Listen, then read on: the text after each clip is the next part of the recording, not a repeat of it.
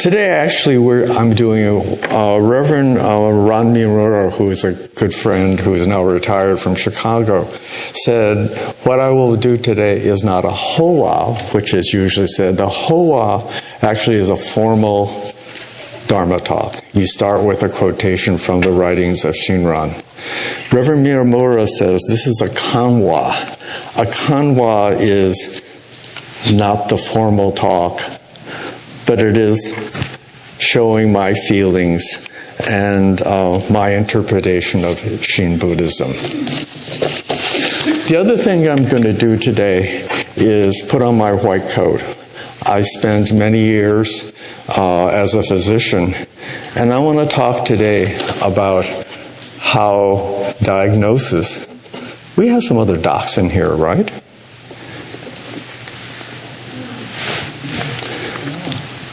Yeah. And in about second year of medical school, I think it's different now, but you study, first year you study anatomy and all that stuff, and then the second year you learn physical diagnosis. And you start by actually seeing real people, and you learn all the steps on how to help diagnosis. So what I would like to do today is, how is physical diagnosis and Buddhist teachings a very similar thing? And I think all of us have seen, you may not be doctors, but all have been under the guidance of physical diagnosis.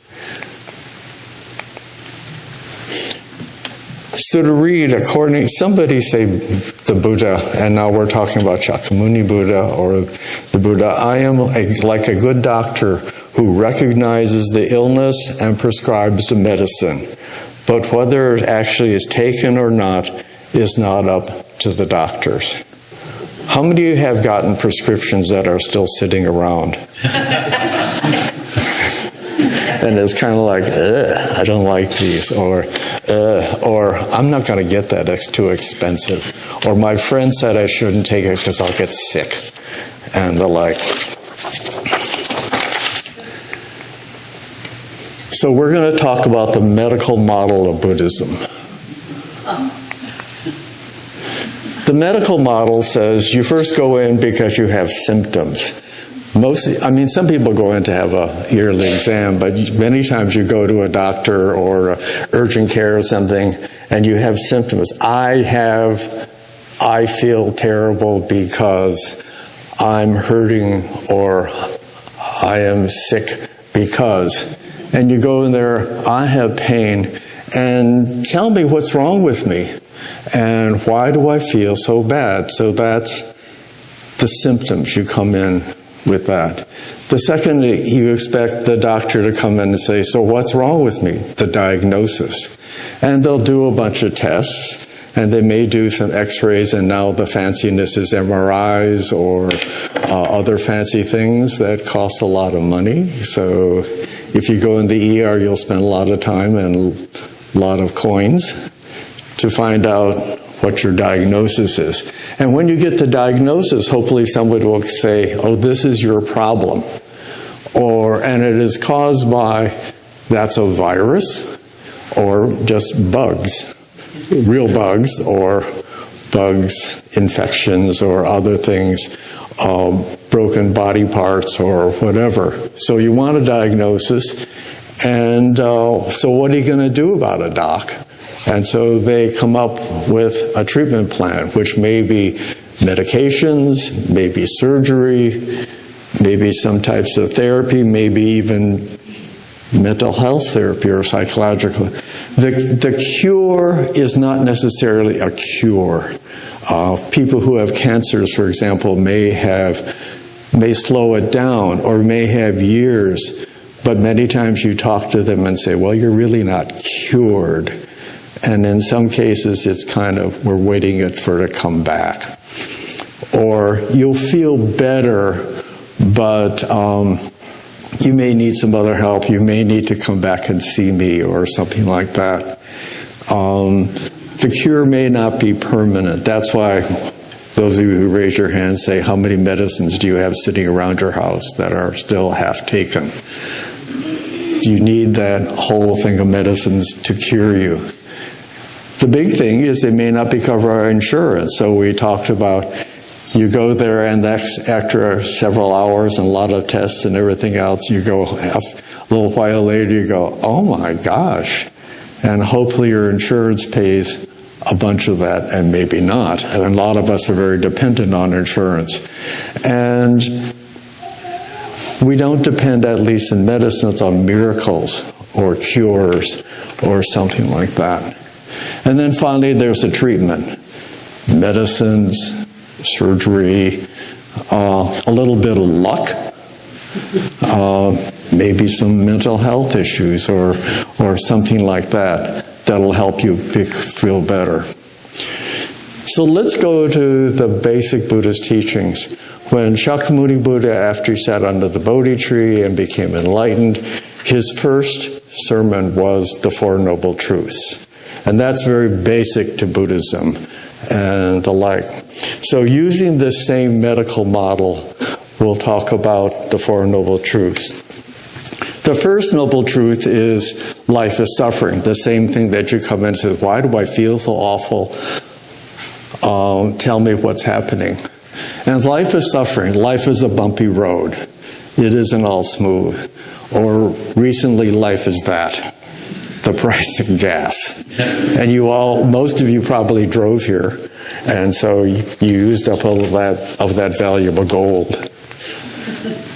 And so the first noble truth is there's suffering.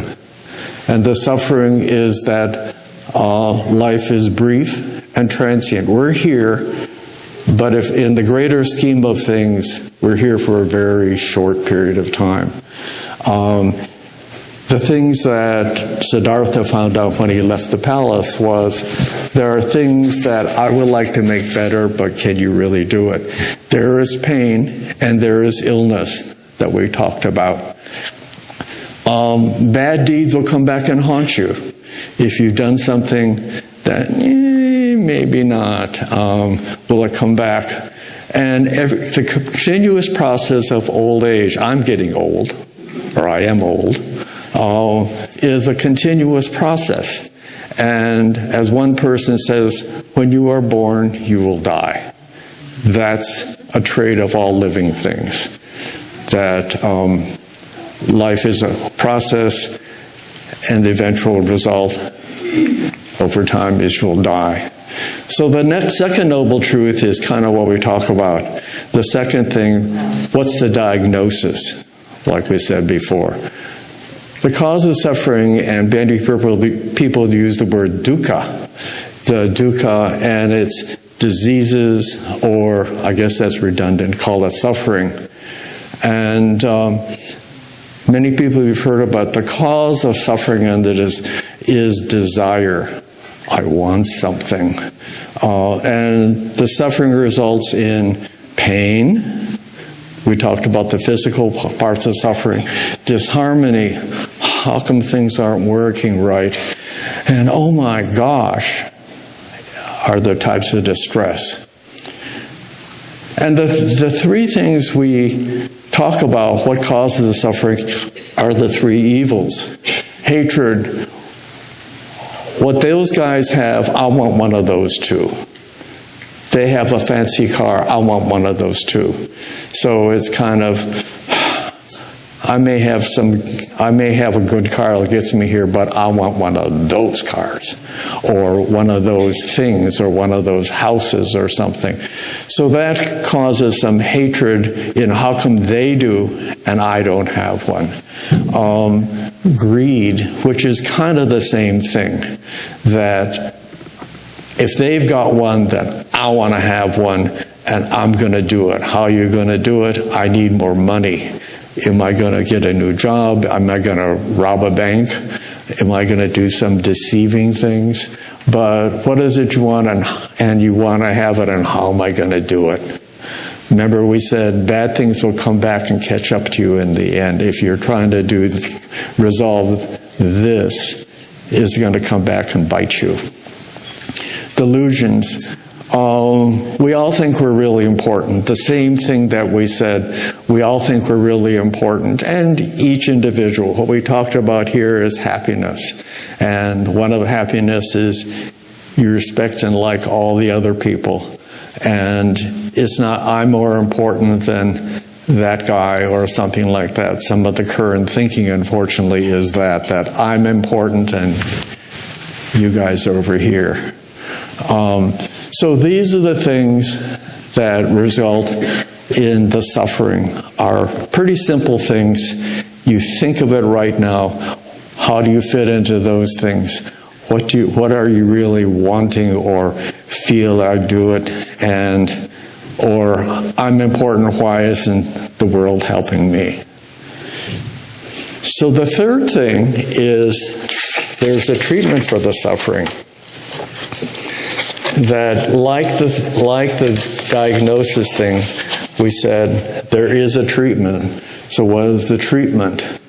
The things we talked about, the three evils, the ignorance, greed, and anger, you think about it, it is resolvable, or not necessarily resolvable. It's something that you can have out of your life.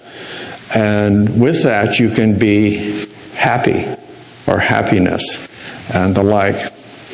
What we had talked about, or what we just talked about with the kids thing.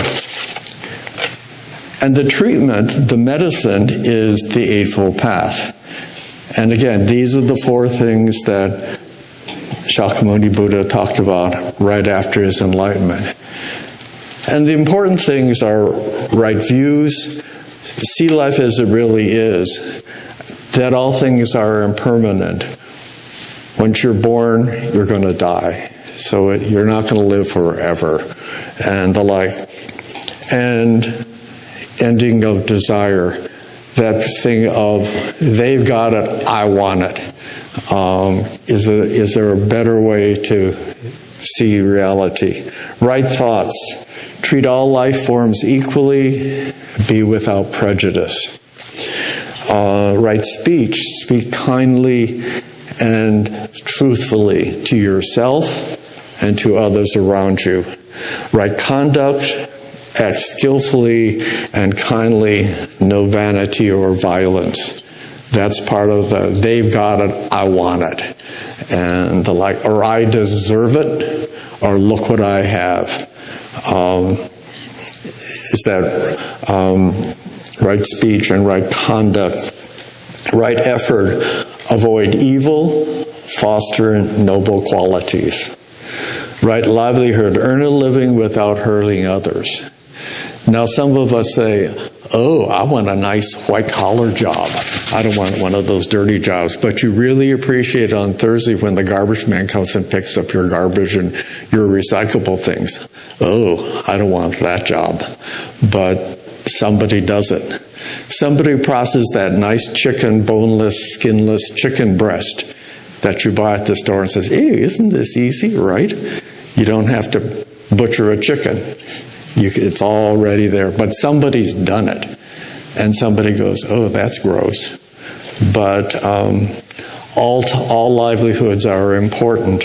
And finding something, not a livelihood that you go beat up people and rob banks, but hopefully it's something that is mindful. Mindfulness is one's mind filled with love and wisdom, especially of the Buddha. And right meditation is organizing the mind, directing the mind to see the highest truth.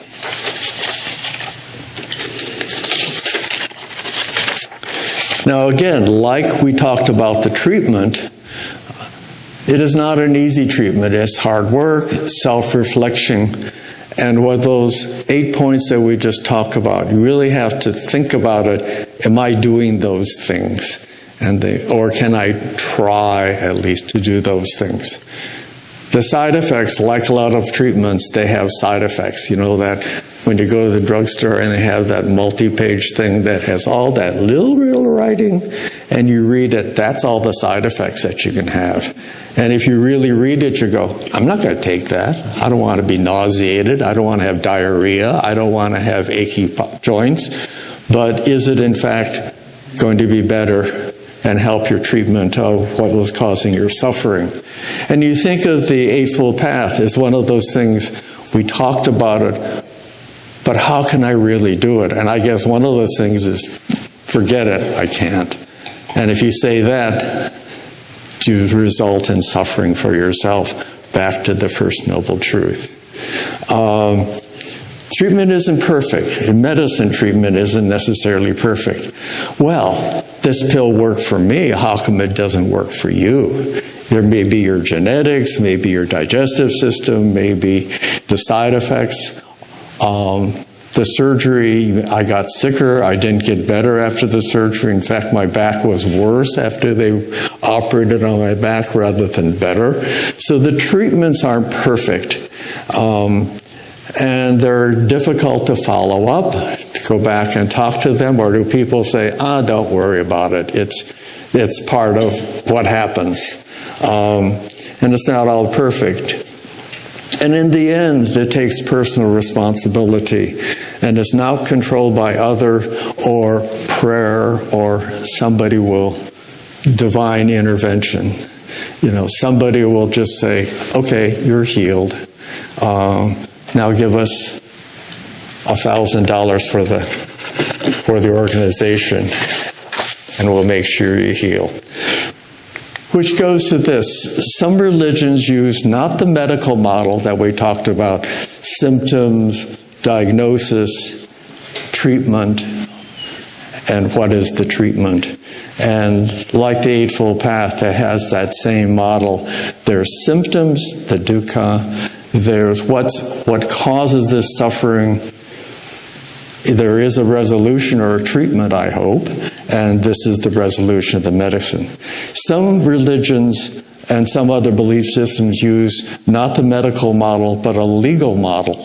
A legal model would say, I'm doing this, I'm making a contract with you, but you got to do your part, and then I can do my part, you hope. Or you would call it a covenant.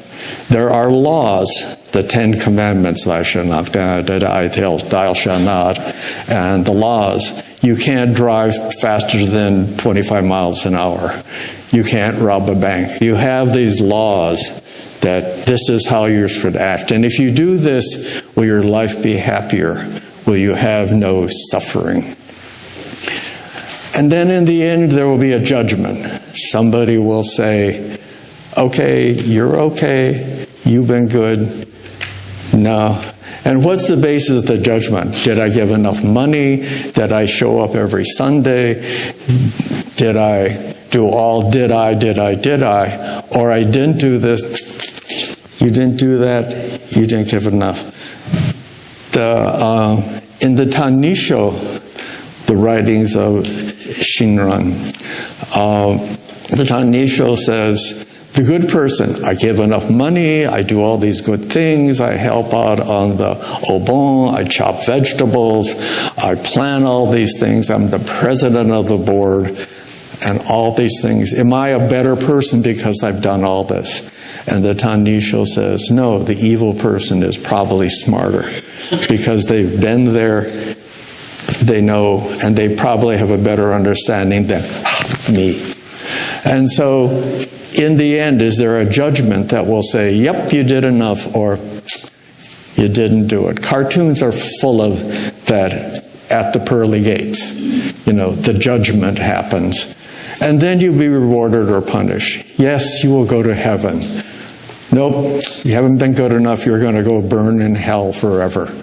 And that's some of the fear that if I get judged, how do I know what the court's going to say? How do I know what the system is going to say? They may something that's, wait a minute, I'm innocent. I've done all these things. And the judgment says, you're going to go to hell. You didn't do the right things or stuff. So it's a whole different system of ta-ta-ta. It's like little kids. Ta-ta-ta. You do the wrong thing. What's the wrong thing? You'll find out. And the like. So Buddhism has a real different things. How do we resolve the suffering? This pain that we feel? There's a pathway. It's a difficult pathway. It's not perfect. And in fact, many of us probably, and some of us look at them like right views. So what is it? I'm not supposed to to kill people. Well, we've talked about that a lot. Something's probably going to kill because I need nourishment. If I don't have the nourishment, is that in fact I'm going to die in the process. So there is certainly a different view. This is from the Dhammapada, which are writings that are very practical and makes you kind of go, aha. And there's a lot of readings from the Dhammapada, but I will read this. With our minds we make the world. Speak or act with meanness and unhappiness will follow you, as surely as a cart follows the ox that pulls it. With our minds we make the world. Speak or act with kindness, and happiness will follow you, as surely as the shadow follows the person who casts it. So, following, hopefully, the recommendations of the Shakyamuni Buddha, the Eightfold Path, can you, in fact, be happier and healthier and be happy. One of the things is, I'd like to recognize where I got this idea of this. There's a minister who was in Seattle for a long time, Don Castro, and he writes a whole series in the Wheel of Dharma. And one of the articles he has was this same idea. Is the medical model the same model of teaching Buddhism? The other thing I had is the Young People's Introduction to Buddhism, written by Philip Eidman.